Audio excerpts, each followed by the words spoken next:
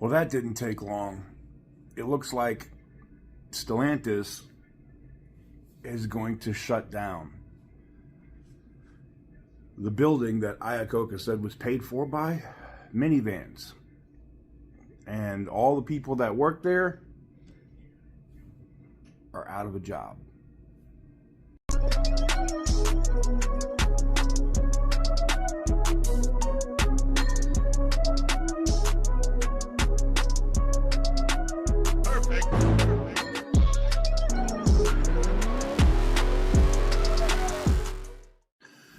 What is up, guys? Welcome on back to TK's Garage. And the news today isn't good. I saw this first over at Mopar Insiders. They had dropped this a few hours ago. And then I saw CNBC and some other places to follow. And I'll put it right here.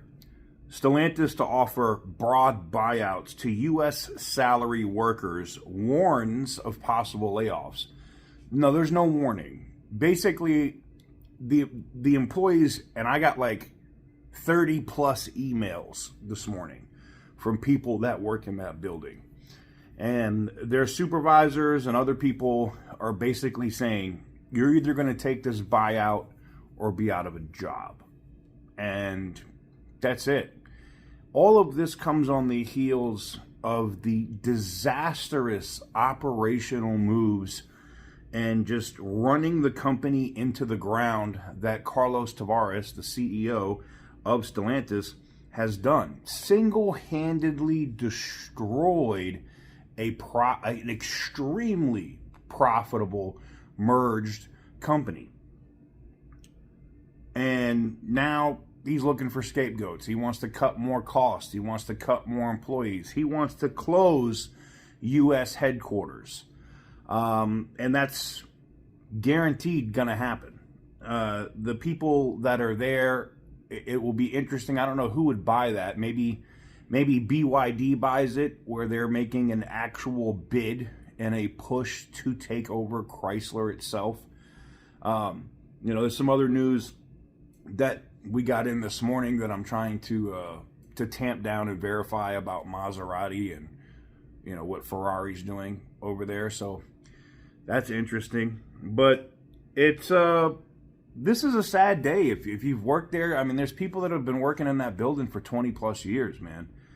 And it says right here, automaker Stellantis plans to once again reduce its employee headcount through a broad voluntary buyout as the company attempts to reduce cost and boost profits. The company, which reported disappointing first half results last week, said that that if not enough employees participate in the buyout, involuntary terminations could follow. No, they are going to follow. And even if everybody in the building took a voluntary buyout, they're still going to fire people. In an email to employees Tuesday morning, Stellantis said it would offer a voluntary separation program to non-union U.S. employees at the vice president level and below in certain functions. Basically, if you work at that building in Detroit, they are trying to get you, they want to offer you less than what it would cost them if they did separate from you, like if you were a union employee. But it's also kind of like, well, what are you going to do, right? Are you going to fight it? I get where a lot of you guys that are employees that work there feel. It's just one thing after another. And I got more information that they were slowly breaking down shifts at a plant that manufactures Rams and Jeeps, to the point where it looks like they're going to cut the staff there by half, lay off people, and which I believe would put them in violation of their UAW contract, but I kind of feel like Stellantis doesn't care. I feel like they're going to keep the very bare minimum of union employees there at the plant and bring in temps. And listen, this isn't just like pie in the sky stuff that I'm getting this from people that actually work there. People that set the schedules, people that work in the office buildings. I got sob story after sob story in about people at the office this morning going in there in Detroit, or that area in Michigan, just crying because they don't know what else they're going to do. They've been there for 20 something years, and it's ridiculous. And all of these people that are going to lose their jobs can trace this back to one SOB, basically, and that's Carlos Tavares, man. That dude has single-handedly destroyed what was FCA, like destroyed it. From cost cutting, causing issues with the Wagoneers, shorter wire harnesses, all this other crap, just to save pennies here or there to help the bottom line. It's cost them more money now in recalls for everything. They have to recall all kinds of shit. And, now NHTSA is investigating them for the vehicles throwing themselves in park on the highway and engaging the e-brakes. Look, man, all of this is going to come back and hit their stock and hit the company and the money and the value of the company more and more and more. And what's so crazy about this situation is, currently right now as we're sitting here, they've lost 15% in valuation. Now, I know sometimes you guys get mad at me because you guys aren't investors or don't understand how stocks and shorting, and I've seen the comments. All right, what is shorting? What does that mean? Google is your friend. Like, definitely research it.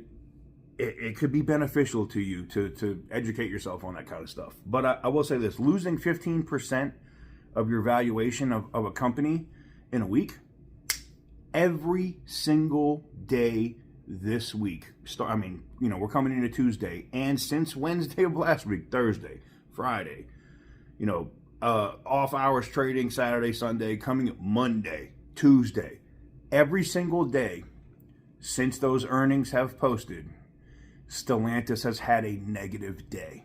They are losing percentage point after percentage point every day. Is it a huge, colossal crash?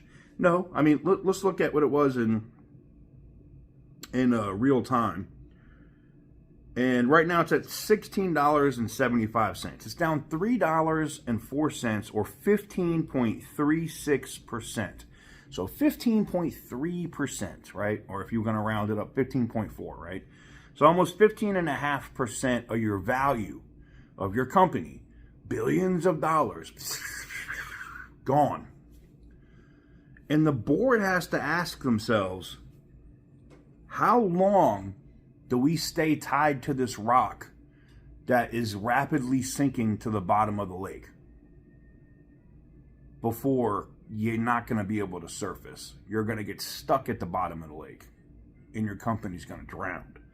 Now, it wouldn't surprise me. Carlos is probably going to make up some Mickey Mouse ass statements and, we're going to cut costs. We're going to close this building. You guys really wanted to close that building. You didn't want to pay those Americans. We want to get them out of there. We're going to sell Chrysler to the Chinese. We're going to sell, Maserati possibly to Ferrari or to the Chinese. And we're going to cut this and we're going to be profitable in the next quarter. Well, you already were profitable this quarter. I mean, it's not like you didn't make money. You did. You just didn't make what you should and what the expectations of your company are. And all of that comes to your dumbass jacking the prices up through the friggin' roof on products that aren't worth what they're worth. The insurance companies know it now. Banks know it now. That's why customers can't buy your crap. It's not like people don't want to buy Jeeps or they don't want to buy these other vehicles. They can't because you've priced them out. You're overpricing your products. We all know how much your stuff costs, and you keep cutting costs, cutting staff, cutting this. You're going to get to a point where there's nothing else to cut. You know what they cut at that point, Carlos? They cut you.